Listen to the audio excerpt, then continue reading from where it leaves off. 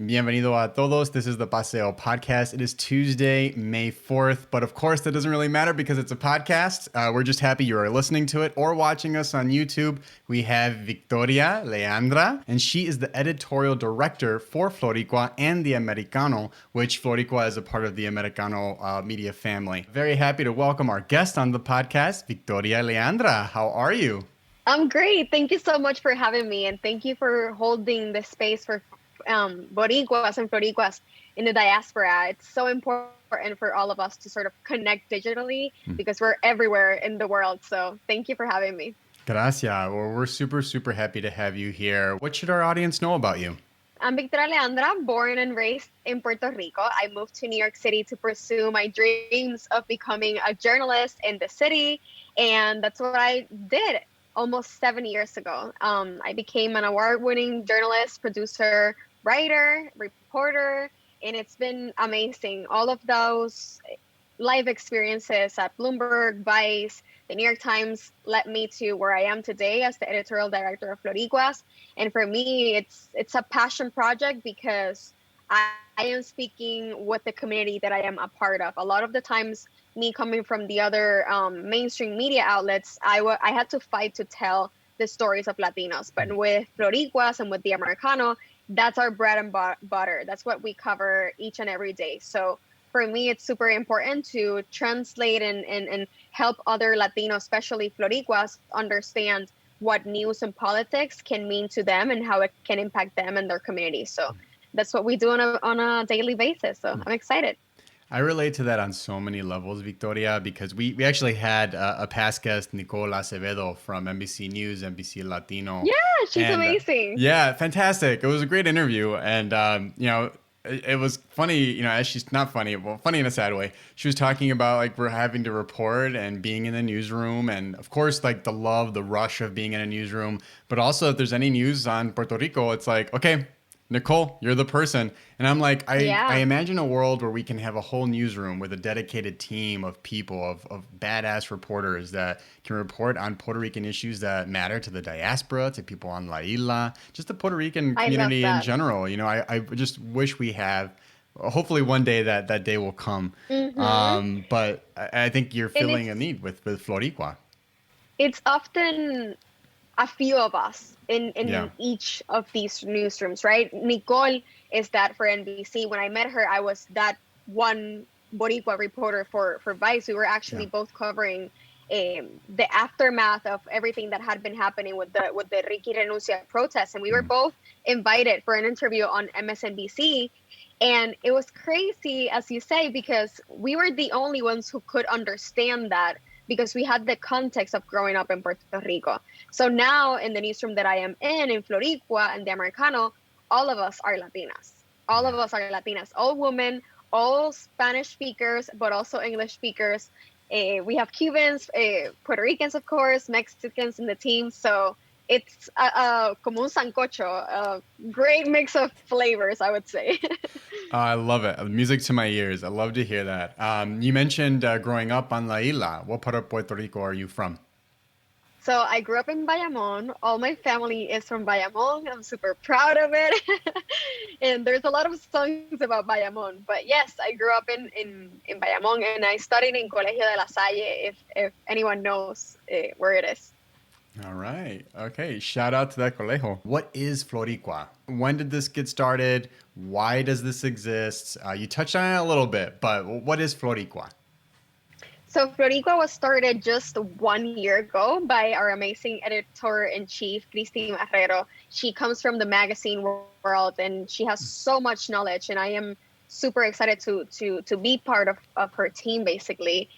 And Floriqua fills a void in the news and politics sector, right? Because we have a lot of Puerto Ricans moving away from the island, specifically to Florida. We know that there's more Puerto Ricans outside of the island, right? That's the reality. And a lot of the times when we come to this new place, let's say that it's the US, and in this case, Florida, we find ourselves not knowing what a lot of the culture is like, and not so much the culture, but also the government and politics, how it all works. Where do I vote? How do I register? which party should I register with, etc. And what we do is translate that and explain how those processes work for people. And we love to call ourselves news en arroz con habichuela, because we do not talk to people as your regular news outlet would talk. We'll talk to you. We speak colloquially, and we say "Huepa mi gente." We ask if you had taken your cafecito before breaking the news to you. So all of those things are sort of a way that we've built a community online of people that not only want to know about what's happening in the island, but they also want to know about what's happening in Florida. And we've built this amazing niche community that has grown exponentially in just 1 year. And it just goes to show that we needed this, that this was needed. I'm glad you brought that up about the population shift. La Isla's population dropped by 11.8% to 3.2 million people. And to your point, there are more Boricuas here in the States than on La Isla. We have, close to 6 million, I think, now. And then with Florida, y'all are giving New York a run for their money. I think you're only like a few thousand shy of being like the mecca of the Puerto Rican community here in the United States. 1 in 5 Latinos eligible to vote in Florida are Puerto Rican. And sometimes we don't understand that political power because it has not been explained to us. And it may not even matter to us because on a day-to-day basis, right, we're worried about our work, or we're worried about taking care of an elderly, etc. But we love to be that sort of a point person, or at least that news hub for that people can read us and ask us questions. We have a newsletter that we put out every night around 7 p.m. I subscribe to it. 8,000 subscribers. Yes. And we receive so much feedback of people just like saying, oh, this was great reporting. I have a follow-up question. Can you verify this for me? Or can you let us know in the next edition, what does this mean? Or I cannot get vaccinated in Florida. Where are the vaccination sites? Where do I register? Wow. We've been able to sort of have that back and forth with the community. That you don't see in other huge media outlets, right? Like they don't answer back to you, and they don't necessarily answer to your questions. But we don't only serve people; we exist because those people need us, basically.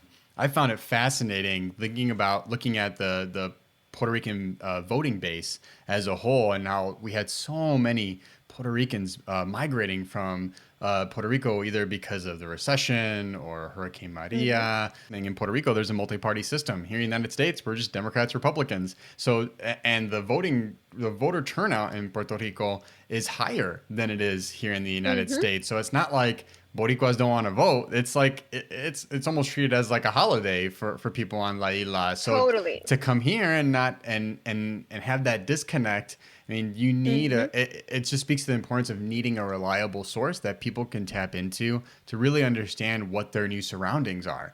It's just a missed opportunity if more media outlets aren't doing that. So happy to hear that y'all are trying to fill that void for Boricuas here in the diaspora. You talked a bit about the policy aspects, speaking or writing colloquially, the newsletter. Look at other media outlets that target a Latina, Latinx audience, like your Me Too's, your Remezclas, stuff like that. They tend to be a bit more like pop culture focused, which is fine. But just curious to hear from you, like, is there a mix? Like, what's the type of reporting you do? Is it like investigative reporting, cultural reporting? Is it a mix of everything? Give us the lowdown. So we're not your regular news site. We are first and foremost social first. So what that means is that, well, we know that 57% of Latinos love getting their news from social platforms. So again, that's a missed opportunity if we're not putting together social first media outlets that can give you the news on Facebook, on Instagram, on Twitter, and not necessarily using those platforms just to take you outside and drive you to a site. We're not doing that. What we're doing is basically creating Instagram first series and Twitter first Twitter threads, for example, and Facebook groups that we can foster, basically, online communities in each of these platforms. So apart from the fact that we're social first, what does that mean and what does that look like? So for example, we do a lot of IG lives, telling people about what's happening in their community. So, for example, we did an IG Live with Representative Skemani from Florida, and she told us about how climate change is already affecting Florida and more so Boricua communities in Florida. So what we achieved with that IG Live was basically providing people a little bit of a sense of, we are here, we're listening to you, this is what's happening in your community, and this is what you can do to help out, or at least raise your voice so that more people pay attention to what's happening in your community. So that's one way of us doing things. The other way is a lot of explainers, carousel-like types. So what we do is sometimes we see this big new policy coming at the national level, and we think, okay, how does this impact the Boricua community in Florida? What does this mean for the people living in Orlando, for the people living in Miami, for the people living in other parts of Florida, right? What does this mean for this family? What does this mean to the tia that's a maestra, and to the dad who is an electrician in Florida? So we break it down and we put it very locally. So we're not discussing the fact that Biden promised this or that. We're discussing the fact that Biden's promises will impact you in X, Y, and Z way.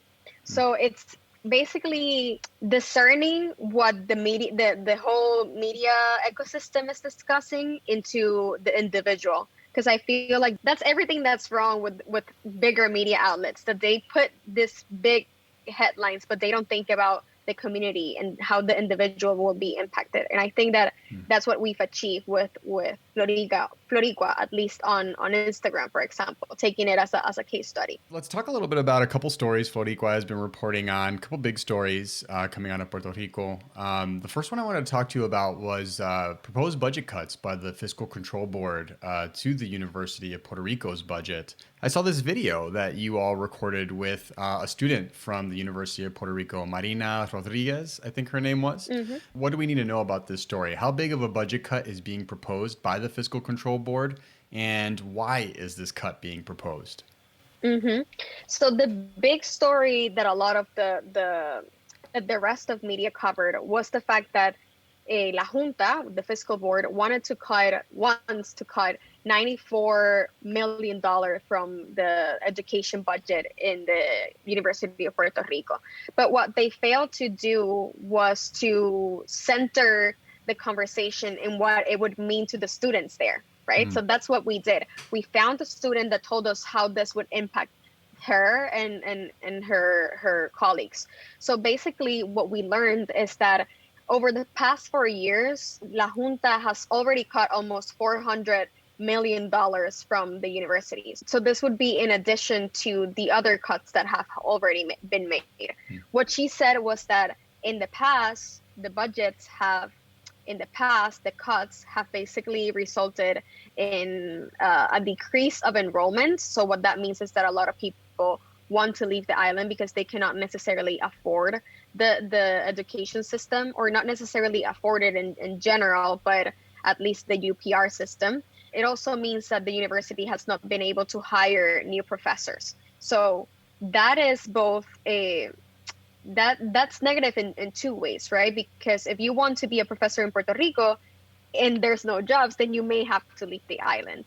And then it's negative and as a second way, because it means that not necessarily the students in the UPR are getting the most neat education if new professors are not coming in, right? Like you've seen professors that have been in their roles for decades, but not necessarily you see people with modern ideas if that talent is going away.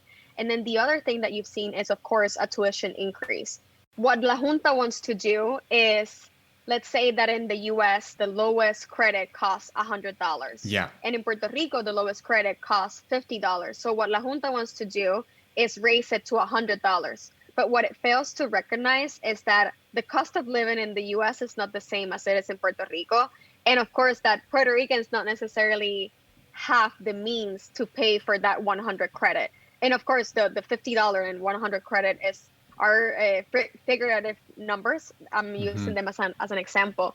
But it's sad to think it's concerning to think that La Junta would think that Puerto Ricans can afford that type of credit, when in reality it's not consistent with our current status of 7.25 la hora, right? The minimum wage that Puerto Ricans live by, which is $7.25 an hour. I remember reading that the median household income in Puerto Rico was like between 20,000, 30,000. And thinking about how much college costs here in the United States, that's like a year's. That's how much you'd pay for a year's worth of courses, just 1 year. So I hear you. That doesn't sound like they have the right perspective on this at all. I think it's a further example of why the Fiscal Control Board is just so out of touch and is more of a hindrance to La Isla than actually helping it. And the University of Puerto Rico is a public university, correct? So now we're trying to get money out of people that we're trying to be offering a service to. Right. What's the reaction from students at the university? Like, because when I think of the University of Puerto Rico, I think of protests. I think of students organizing, and I think about speaking truth to power. Like, what are you hearing and seeing from the student body at the university?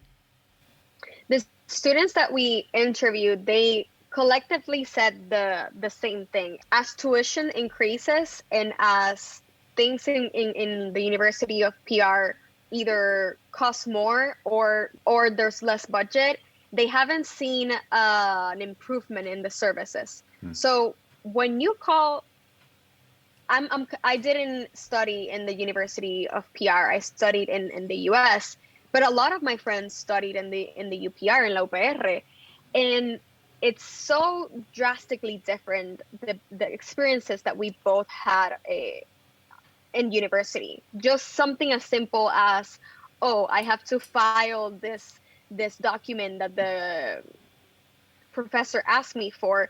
I would just submit it via email and that's it. But someone in Puerto Rico would say, or at least some of my friends would say, no, the professor wants me to print it and then take it over there. And then if the office is not open, then I have to wait until next week to figure out when they will be open, just so that I can hand in a letter or a document, like a print document. And it's just, this is the day-to-day for them.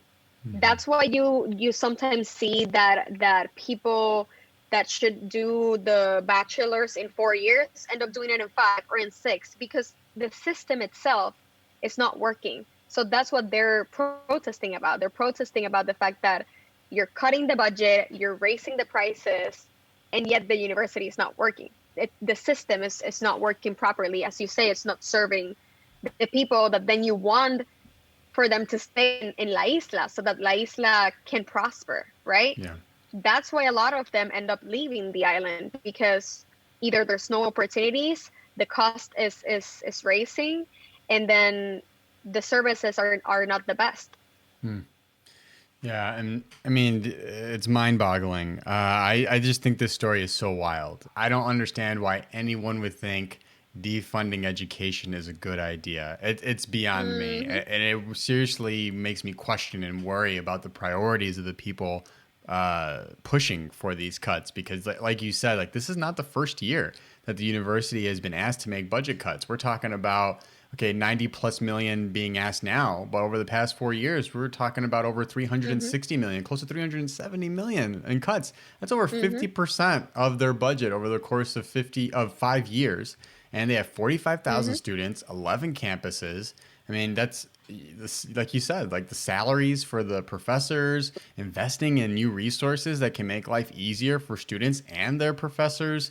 Like, all that goes out the window once you just start cutting and cutting and cutting. And you're just going to create a situation where people can't access a good education. And that's one of the few ways we have for upward mobility, especially for people on the island that, I mean, again, dealing with a recession, recovery. I mean, this is just, anyway, I get heated, Victoria. This is just, of all the things. You're preaching to the choir, because the worst thing about it is too, that this budget cuts not only affect the University of Puerto Rico, La UPI, Bayamón, Mayagüez, which are the big campuses that everyone knows about, it also affects the smaller campuses. Yeah. And those campuses have even more problems than the big ones. So as more budget cuts are proposed, what people are fearing is that some of those campuses get eliminated in the future.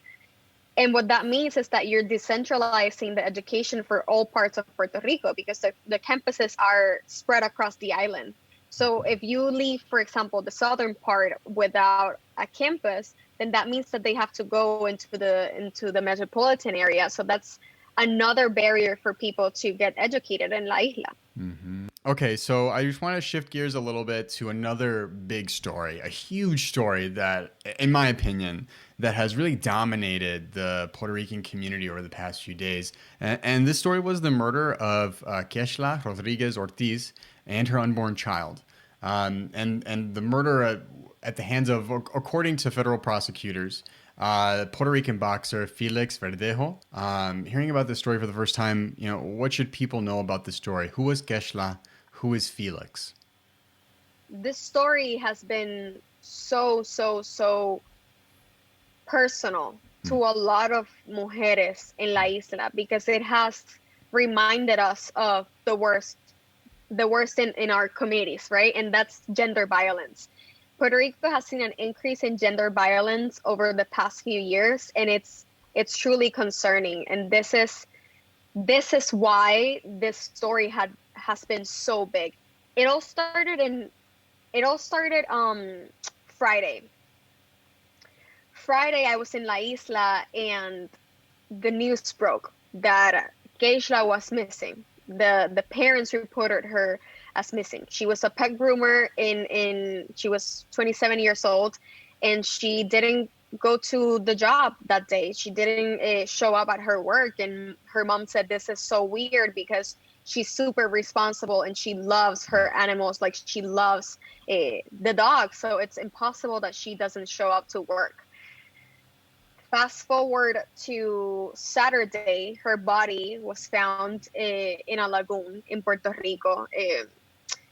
And actually, her mom, she pointed at Félix Verdejo as the suspect of her disappearance really quickly. Mm-hmm. Her mom was very vocal in the news. And as you well mentioned, she was pregnant with Félix Verdejo's child. And reportedly, she wanted to have the child and he didn't want her to. So Saturday, her body was found. Sunday, it is confirmed that it is her body. And Félix Verdejo turns himself in because he's being pointed at for her disappearance and for her murder. Now we know that he's been accused with kidnapping that ended with the murder, and then also intentionally killing an unborn child, which was his own child. The sad part about this is that Keishla was not alone in this. Keishla Rodriguez is not the only victim of gender violence in these past few days. Andrea Ruiz is also another name that has been in the media because her body, her partly burned body, was found during the time that Keishla was disappeared, or at least during the time that Keishla disappearance was happening. And Andrea Ruiz, she actually asked for a restraining order against her ex-boyfriend, and the judge didn't concede the restraining order to her, and he ended up killing her. So we see this it was bad news, una mala noticia tras otra noticia, right? And it touched so many women that we had to stop everything related to anything else that was not focused on these gender violence on Monday. And all our coverage was focused on this, especially because we are a team of mujeres, Latinas. Like, we have to tell the news because it affects us deeply. And we went there. We went to the protest that happened on Monday in La Fortaleza. People, and mostly women, were protesting against gender violence, and they were demanding a state of emergency in Puerto Rico for gender violence to be resolved. The state of emergency already been put in place by the current governor, Pedro Pierluisi, but as you can see, the system keeps failing our women. So it is in paper, but it's not being actionable. That state of emergency plan has not been actionable. Yeah, you said a number of really poignant things. This is a hard one. I mean, I have a wife, I have two younger sisters, I have amazing women in my life that have helped shape me into the man I am today. So when I hear about these stories, it never gets any easier. You know, you brought up Andrea and the broken system. I mean, my gosh, I was reading about this story, and the prosecutor that was supposed to be advocating for her, that was supposed to show these threatening messages, and the person that is your support system in the courtroom that understands how to operate within that justice system didn't show up for her when she came for the new hearing. And how do you, as a prosecutor, how do you not show up for a person you're supposed to be representing, especially in a case like this when someone's literal life could be on the line? It is mind-boggling to me. And looking at 2020 numbers, you know, we had 60 femicides in 2020, and that includes trans women as well. And that translates into more than one femicide a week on La Isla. That's ridiculous. And to your point about it being a broken system, like, I appreciate a state of emergency. I appreciate a pink alert. You know, that's all nice and good. But if there's no action behind those words, behind those proclamations, then what are we doing? In a system where they aren't advocated for, they're not protected, they're essentially putting all women in a vulnerable state where they can be done with whatever men want to do with them. If someone wants to just kill them, burn them, hide their body, like that's not a world that I don't think anybody wants to live in. And the fact that, not to say that femicides are just are specific to Puerto Rico, because they happen throughout the world, but our women deserve better. Our women in the trans community deserve better. I mean, this is it's mind-boggling how we don't have the proper system in place to protect our mujeres. I did mention the pink alert, the Alerta Rosa, that was a part of the state of emergency that Governor Pedro Pierluisi had declared. Can you tell us a little bit about just thinking about like the system in Puerto Rico and how we're protecting women? Can you give us a sense of what is the Alerta Rosa? Just a bit of context. So Alerta Rosa is brand new. The first Alerta Rosa that was shared with Puerto Rico was actually Keishla Rodríguez case. So we're all learning about it. We're all learning as we go, because as I said, it's the first one. But the Alerta Rosa has a very clear distinction with previous alerts. And it is that now it not only recognizes disappeared women, but also women who identify as women. So this includes transgender women and non-binary folks. So this is something that in Puerto Rico had not been part of that language, basically. And now they're sort of incorporating it into the law, which is very important because we've seen a lot of not only feminicidios, but we've also seen a lot of transphobia in the Puerto Rican community, transphobia that actually resulted in the murder of Alexa, another case that has been very well covered by the local media. So Alerta Rosa is mostly when you want to alert people that you're looking for someone that you think is still alive. So it's not someone that you're not looking for a body, you're looking for a person that's alive. So that's something that has been also very, very clear from previous alerts. Did the Alerta Rosa play a part in finding Keishla's body? Do you think, or what? Because it's my understanding it was just an anonymous caller that called the police and they had discovered the body. Did the alert play a part in that, in finding her? Not many apart.